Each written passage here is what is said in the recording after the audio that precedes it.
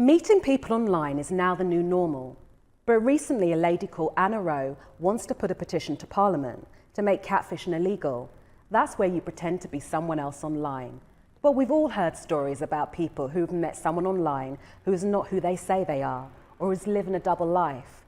But we brush this under the carpet as a little bit weird, or even harmless. But when is it not harmless? When you're robbed, when your identity is stolen, or when someone dies? So on tonight's show, we discuss, should pretending to be someone else online, known as catfishing, be made illegal? Tell Vanessa, just tell Vanessa now. So Yair, you're a social media lawyer. Yeah. You heard my opening statement about Anna Rowe trying to make catfishing illegal. Yes. What do you think of that?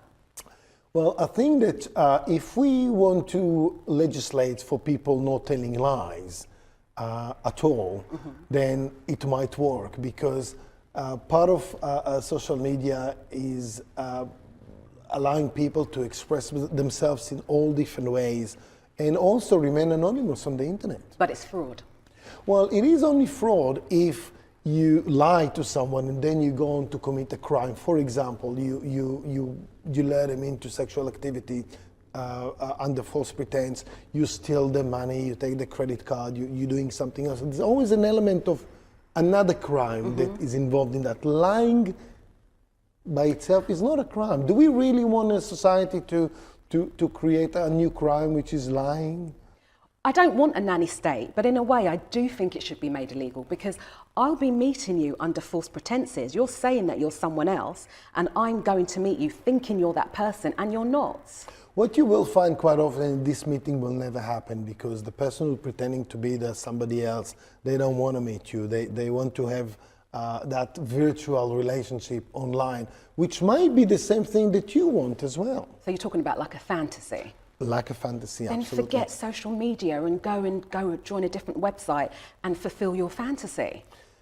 Well, there are certain websites that allow you to go and play a game and pretend that you're in a different world. But the reality is that if we decide that we are going to ban fake social media accounts, two things will probably happen. First, social media will go bankrupt. Because we know there's a figure of... And I don't think there's anything majorly wrong with that. Well, there might not be, but we need social media. We use social media. The users of social media are on the increase all the time.